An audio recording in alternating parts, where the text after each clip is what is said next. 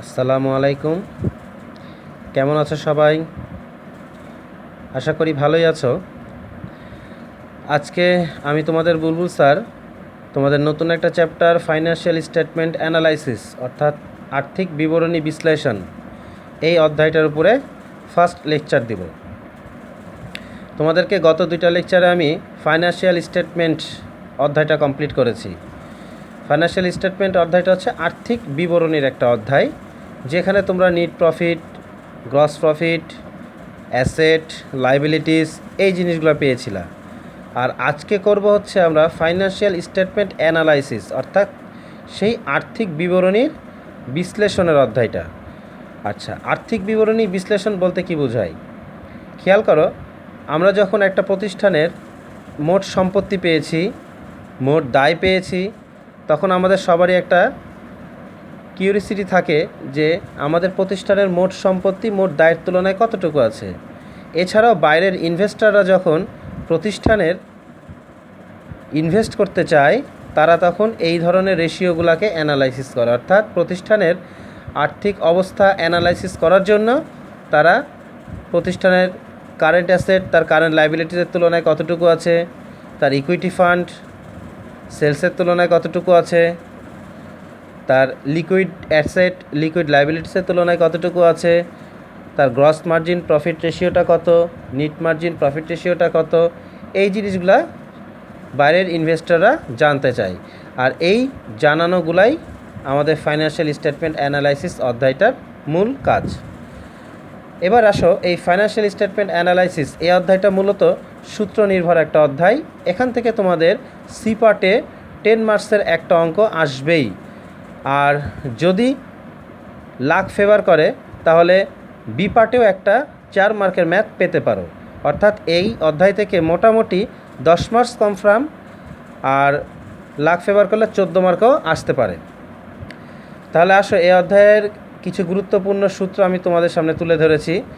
বইয়েও আছে, তবে বইয়ে অনেক সূত্র আছে যেগুলো সবগুলো ইম্পর্টেন্ট না পরীক্ষার জন্যে।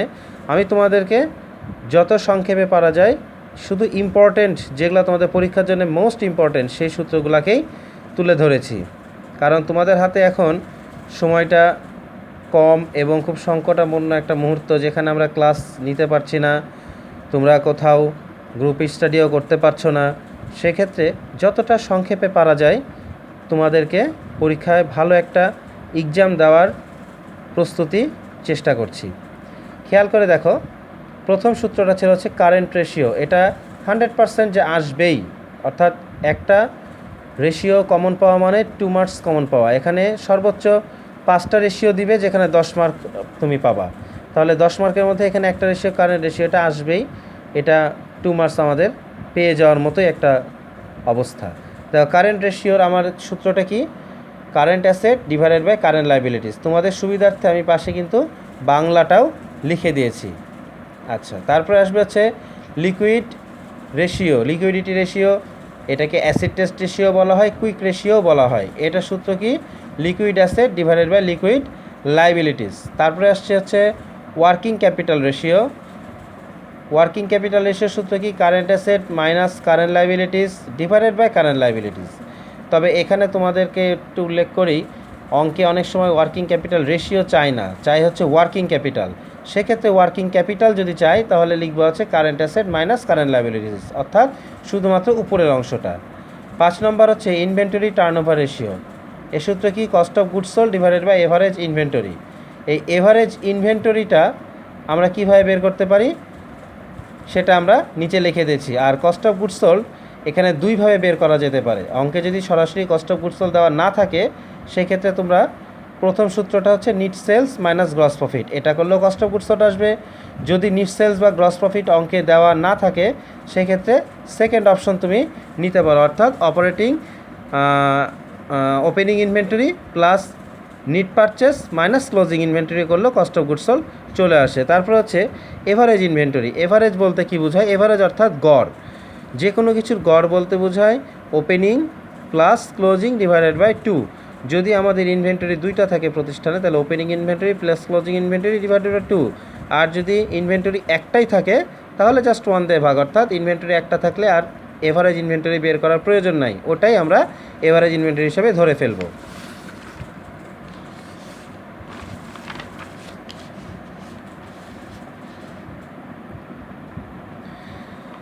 তারপরে আসো gross profit ratio. Gross profit রেশিওটা কি? মোট মুনাফার অনুপাত, অর্থাৎ সেলসের তুলনায় লাভ কতটুকু হয়েছে, সেই সূত্রটা হচ্ছে gross profit divided by sales into 100। Net profit ratio, net profit divided by sales into 100।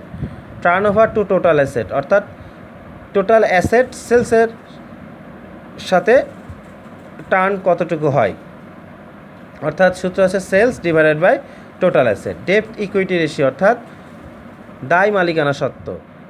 এখানে আছে টোটাল ডেপ্ট ডিভাইডেড বাই প্রোপ্রাইটর ইকুইটি। এখন তোমাদেরকে একটু বলি টোটাল ডেপ্ট কাকে বলে। প্রতিষ্ঠানের দায় মূলত দুই প্রকার, একটা হচ্ছে কারেন্ট লাইবিলিটিস, একটা হচ্ছে লং টার্ম লাইবিলিটিস।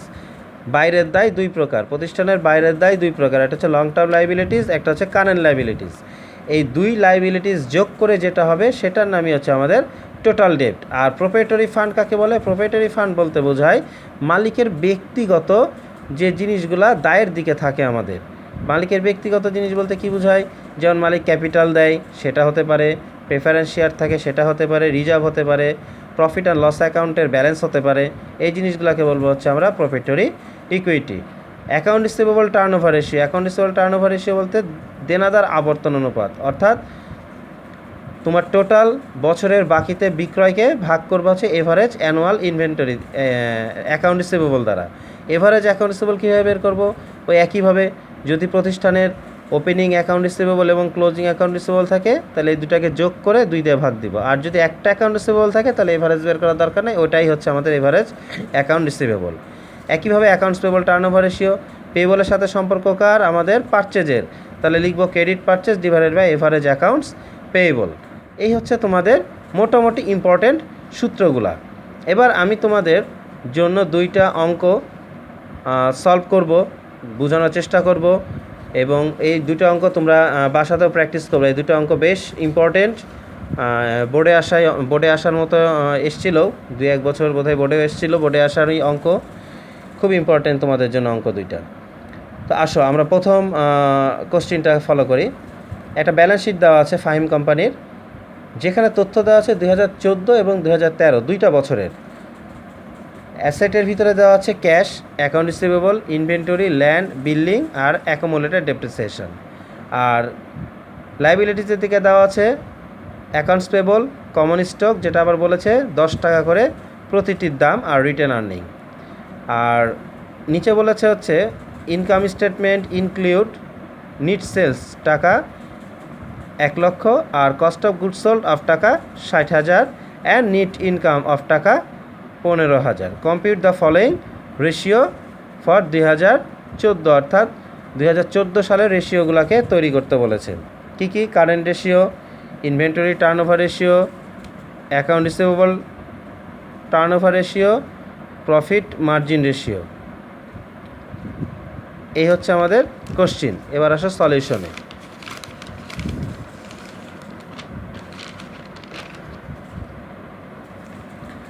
প্রথমে হচ্ছে আমাদের কারেন্ট রেশিও।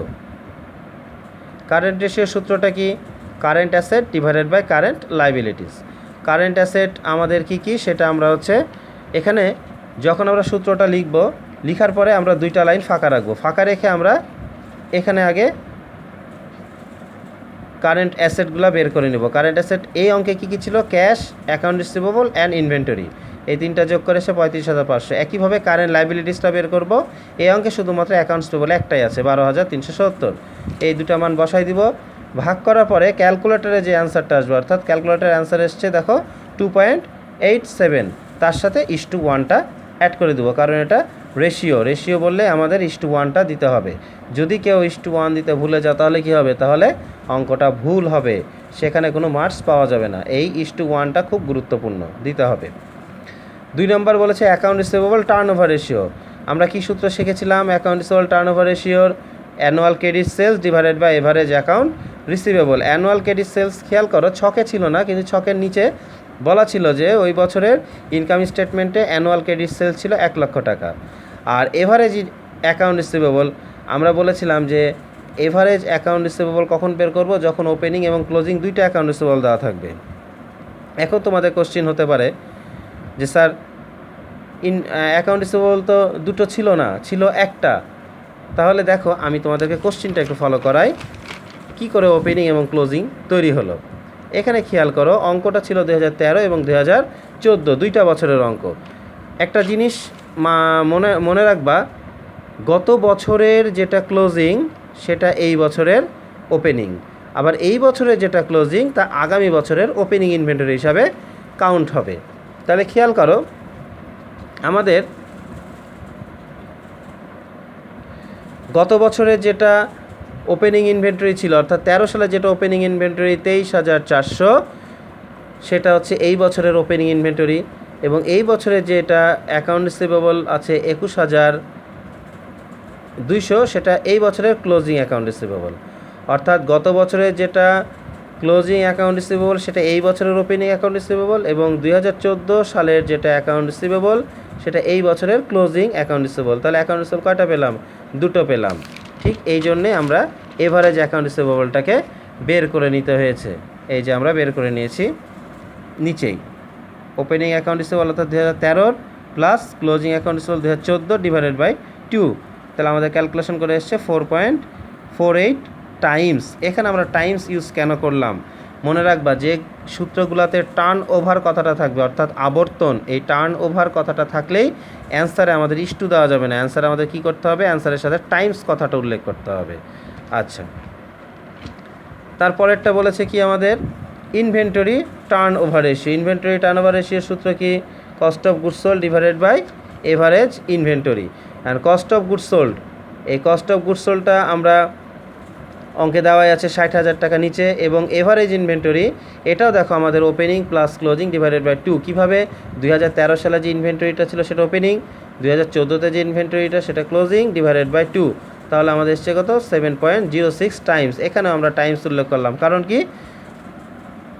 এই কারণে যে আমাদের টার্ন ওভার ছিল সূত্রে। তারপরে হচ্ছে profit margin ratio. Profit margin রেশিওর সূত্র হচ্ছে net income divided by net sales into 100।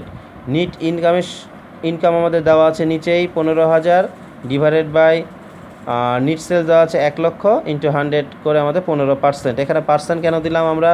এখানে দেখো খেয়াল করো, 100 দ্বারা গুণ আছে। যে কোনো সূত্রের সাথে যদি 100 দ্বারা গুণ থাকে তাহলে ওটাকে আমরা পার্সেন্টেজে রূপান্তর করতে হবে, পার্সেন্টেজ চিহ্ন দিতে হবে। আর একটা হচ্ছে আর্নিং পার শেয়ার। এটা তোমাদের কোশ্চিনে ছিল না, এটা আমি করে দিয়েছি। এটা খুব ইম্পর্ট্যান্ট একটা জিনিস, ইম্পর্ট্যান্ট একটা সূত্র। আর্নিং পার শেয়ারের সূত্র কি? Net income divided by number of common share. Net income আমাদের দেওয়াই আছে 15,000, আর নাম্বার অফ কমন শেয়ার খেয়াল করো, আমরা নাম্বার অফ কমন স্টক বা কমন শেয়ার আমরা নোটে বের করেছি। কিভাবে? আমাদের প্রশ্নে খেয়াল করো যে কমন স্টক দেওয়া ছিল 75,000 টাকা, যার পাশে বলা ছিল 10 টাকা করে ইচ, অর্থাৎ প্রত্যেকটার দাম 10 টাকা। তাহলে টোটাল টাকাকে প্রত্যেকটার দাম 10 টাকা দিয়ে ভাগ দিলে আমরা যেটা পেয়েছি সেটা হচ্ছে 7,500 শেয়ার। এই 7,500 শেয়ার এখানে দিব, ভাগ করলে পারে প্রতিটা শেয়ারের আর্নিং হচ্ছে কত? 2 টাকা করে। তাহলে অঙ্কটা বোঝা গেল। আচ্ছা, এবার আমরা সেকেন্ড কোশ্চিনটা সলভ করব। আসুন সেকেন্ড কোশ্চিনটা দেখে না একবার সবাই। এখানে একটা ব্যালেন্স শিট দেওয়া আছে, যেটার অ্যাসেটের সাইডে ছিল ফিক্সড অ্যাসেট এবং কারেন্ট অ্যাসেট, আর লাইবিলিটিসের সাইডে ছিল শেয়ার ক্যাপিটাল, রিজার্ভ, ডিবেঞ্চার আর কারেন্ট লাইবিলিটিস। অঙ্কটা মনে হচ্ছে একটু ভদ্র না? কারেন্ট অ্যাসেট দেওয়াই আছে, আবার কারেন্ট লাইবিলিটিস দেওয়াই আছে। আচ্ছা, আর নিচে কি বলেছে? Income statement for the year. এই ইনকাম স্টেটমেন্টের ভিতরে রয়েছে sales, cost of goods sold, gross profit, operating expense, net profit before tax, tax expenses, profit after tax, dividend আর রিটেন্ড আর্নিং। এখন তোমাকে রিকোয়ার্ড কী বলেছে? Proprietary ratio, capital gearing ratio, তারপরে gross profit ratio, operating ratio, net profit ratio, return on proprietors equity ratio. আচ্ছা, এবার আসো সলিউশনে। আচ্ছা, সলিউশনগুলো খেয়াল করো। প্রথমটা বলেছিল হচ্ছে অপারেটিং রেশিও। অপারেটিং রেশিওর সূত্র হচ্ছে proprietors fund divided by total asset. Proprietors fund কাকে বলে? যেটা মালিকানা সত্ত্ব, অর্থাৎ প্রতিষ্ঠানের যেটুকটা মালিকের একান্তই নিজস্ব, এটাকে বলা হয়েছে প্রোপ্রাইটরস ফান্ড। এই অঙ্কটাতে প্রোপ্রাইটরস ফান্ড ছিল হচ্ছে শেয়ার ক্যাপিটাল এবং রিজার্ভ। মনে আছে আমি তোমাদেরকে গুরুত্বপূর্ণ সূত্র যখন দেখাইলাম, ওখানে কিন্তু প্রোপ্রাইটরস ফান্ড একটা আইটেম ছিল। সেই প্রোপ্রাইটরস ফান্ডের মধ্যে কি কি ছিল? ওখানে শেয়ার ক্যাপিটাল ছিল, রিজার্ভ ছিল, পিএল অ্যাকাউন্ট ছিল, তাই না? এই যে এখানে ওই সূত্রটাই ইউজ করেছি আমরা। আর সেখানে এত কিছু নাই এখানে, তবে এখানে দুইটা জিনিস আছে, শেয়ার ক্যাপিটাল এবং রিজার্ভ। আর টোটাল অ্যাসেট কী কী? ফিক্সড অ্যাসেট আর কারেন্ট অ্যাসেটের দুটো যোগ করলে টোটাল অ্যাসেট। সিম্পলি দিয়ে আমাদের ক্যালকুলেশন করে এসছে 0.53, সাথে হচ্ছে 1:1, যেহেতু এখানে অপারেটিং রেশিও চেয়েছে। তারপরে 2 নম্বর সূত্র capital gearing ratio. Capital gearing ratio হচ্ছে সূত্র debenture divided by equity fund. Equity fund তো আমরা কেবলই বের করলাম। ইকুইটি ফান্ড মানে হচ্ছে প্রোপ্রাইটরি ফান্ড। আমি যদিও নোটে দেখিয়ে দিয়েছি ইকুইটি ফান্ড সমান প্রোপ্রাইটরি ফান্ড। তার ডিবেঞ্চার আমাদের ঋণপত্র, এটা আমাদের অঙ্কে দেওয়াই আছে 22,000 টাকা। 3 নম্বর সূত্র হচ্ছে gross profit ratio. Gross profit রেশিওর সূত্র কি? Gross profit divided by sales into 100। তাহলে গ্রস প্রফিট আমাদের অঙ্কে দেওয়া আছে 92,400 ডিভাইডেড বাই সেলস দেওয়া আছে 3,30,000 ইন্টু 100, তাহলে আমাদের 28% আসলো। তারপর হচ্ছে অপারেটিং রেশিও। এখানে একটা জিনিস তোমাদেরকে একটু বলি, অপারেটিং রেশিও, অপারেটিং মানে কি? পরিচালনা রেশিও। অর্থাৎ পরিচালনা রেশিও বলতে শুধুমাত্র অপারেটিং এক্সপেন্স রেশিও কিন্তু না। অপারেটিং এক্সপেন্স যদি রেশিও বলতো, তাহলে শুধুমাত্র operating expense divided by sales, অর্থাৎ বিক্রয়ের তুলনায় তোমার অপারেটিং এক্সপেন্স কতটুকু হয়েছে সেটাই জানা। কিন্তু এখানে যখন বলবে অপারেটিং রেশিও, তখন শুধুমাত্র অপারেটিং এক্সপেন্স দেওয়া যাবে না। প্রতিষ্ঠানে 2 ধরনের খরচ হয়, একটা হচ্ছে কস্ট অফ গুডস সোল্ড অর্থাৎ প্রত্যক্ষ খরচ, আর একটা হচ্ছে পরোক্ষ খরচ। প্রত্যক্ষ খরচগুলোকে বলা হয় কস্ট অফ গুডস সোল্ডের মধ্যে রাখা হয়, আর পরোক্ষ খরচগুলোকে রাখা হচ্ছে অপারেটিং এক্সপেন্সের মধ্যে। দেখো আমাদের এখানে যখন অপারেটিং রেশিও চেয়েছে, তখন cost of goods sold plus operating expense divided by sales into 100, অর্থাৎ সেলসের তুলনায় টোটাল যে কস্টটা হচ্ছে তোমার, সেই কস্টটা কতটুকু। এই দুটো আমাদের তথ্যে দেওয়াই ছিল। কস্ট অফ গুডস সোল্ডও দেওয়া ছিল, অপারেটিং এক্সপেন্সও দেওয়া ছিল, সেলসও দেওয়া ছিল। ক্যালকুলেশন করে আমাদের পেয়েছে হচ্ছে 91.33%, অর্থাৎ এই প্রতিষ্ঠানটাতে সেলসের তুলনায় 91% হচ্ছে তোমার খরচ হয়েছে, টোটাল খরচ আর কি। এবার আসো এক্সপেন্সেস রেশিও, যেটা নিয়ে আমি একটু আগে আলোচনা করলাম। এখানে যখন শুধু এক্সপেন্সেস রেশিও চাইবে, তখন ধরে নেবা সেটা শুধুমাত্র অপারেটিং এক্সপেন্সেস রেশিও চেয়েছে। তাই জন্য আমরা উপরে দিচ্ছি operating expense divided by sales into 100, অর্থাৎ সেলসের তুলনায় তুমি অপারেটিং খরচ কতটুকু করেছো, সেটা কতটুকু এসছে ক্যালকুলেশন করে 19.33%। এই যে 91.33% ছিল, তার মধ্যে শুধুমাত্র অপারেটিং খরচ হচ্ছে কত? 19.33%, আর বাদ বাকি সবই হচ্ছে তোমার কি প্রত্যক্ষ খরচের ভাগ। আচ্ছা, তারপরে আসবে হচ্ছে net profit ratio. Net profit রেশিওর সূত্র net profit after tax divided by sales into 100। Net profit after tax আমাদের অঙ্কে দেওয়াই ছিল 16,500 ডিভাইডেড বাই সেলস 3,30,500 ইন্টু 100, তাহলে 5% আসলো। আর আরেকটা সূত্র ছিল return on proprietors equity ratio, অর্থাৎ এটা সূত্র হচ্ছে profit after tax divided by proprietary fund into 100। Profit after tax এটাও অঙ্কে দেওয়া ছিল 16,500, আর প্রোপ্রাইটরি ফান্ড এটা আমরা প্রথমে সূত্রটাতেই বের করেছিলাম, 1 নম্বর সূত্রেই বের করেছিলাম, মনে আছে? ক্যাপিটাল এবং রিজার্ভে দুটো যোগ করে সেটা বসাইলাম, বসিয়ে 100 দ্বারা গুণ করে আমাদের অ্যান্সারটা আসলো করো 12.69%। এই দুটো অঙ্ক আজকে আমি তোমাদেরকে সলিউশন করে দিলাম। দুটো অঙ্ক তোমরা অবশ্যই বাসায় ভালো করে প্র্যাকটিস করবে। তবে তার আগে যে সূত্রগুলো আমি প্রথমেই দেখাইলাম ইম্পর্টেন্ট সূত্র হিসাবে, এই সূত্রগুলো মোস্ট ইম্পর্টেন্ট। এই সূত্রগুলো আগে তোমাকে ভালো করে প্র্যাকটিস করতে হবে, মুখস্থ করতে হবে, তারপরে তোমাকে অঙ্কে টাচ করতে হবে। এবং এই সূত্রগুলো মনে রাখবা, তোমার পড়ার টেবিলের নিচে সূত্রগুলোকে একটা সুন্দর পাতাতে লিপিবদ্ধ করে সেটা রেখে দিবা। যখনই পড়তে বসবা এক নজরে সূত্রগুলোকে একবার দেখে নিবা, তাহলে সূত্রগুলো মনে পড়ে যাবে। আর খেয়াল করো এই অঙ্কগুলা পরীক্ষার হলে করতে যদি তোমার সূত্র কমন পড়ে কতটুকু সময় লাগবে? 10 মিনিট, 15 মিনিট।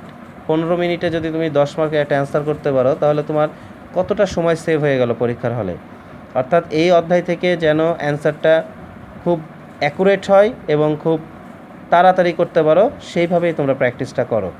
আর এটার একটাই সমাধান যে তোমাকে সূত্রগুলা খুব ভালো করে ক্যাপচার করতে হবে, মুখস্থ করতে হবে, পরীক্ষার হলে যেন সূত্র না বাঁধে। সূত্র পারলে অঙ্ক পারবা, আর এই অঙ্কগুলো পারলে একেবারে অ্যাকুরেট 10-এ 10 পাবা, 10 আউট অফ 10।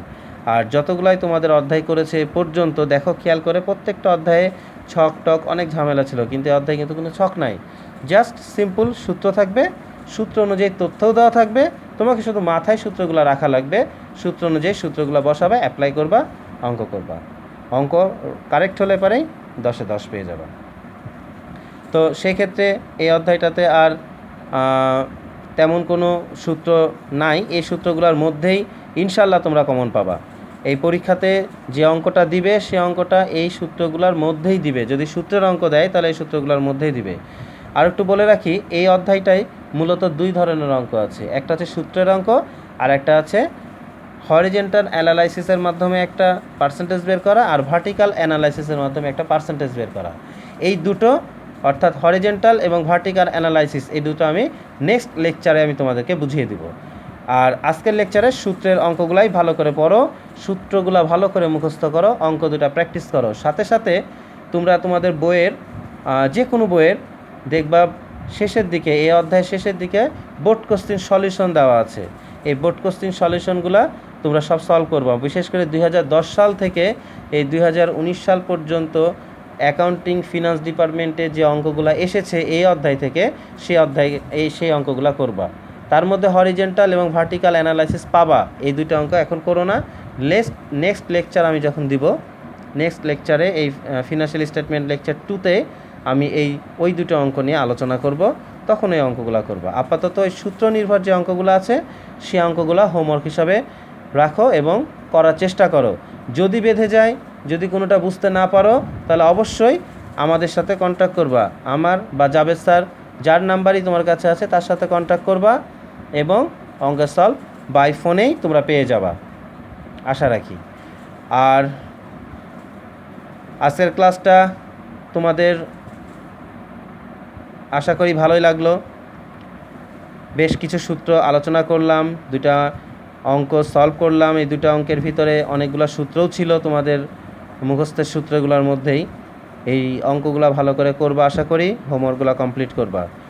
আর সর্বোপরি একটাই কথা, স্টে হোম, স্টে সেফ, বাসায় থাকো, সুস্থ থাকো, পরিবারকে সুস্থ রাখো। খোদা হাফেজ।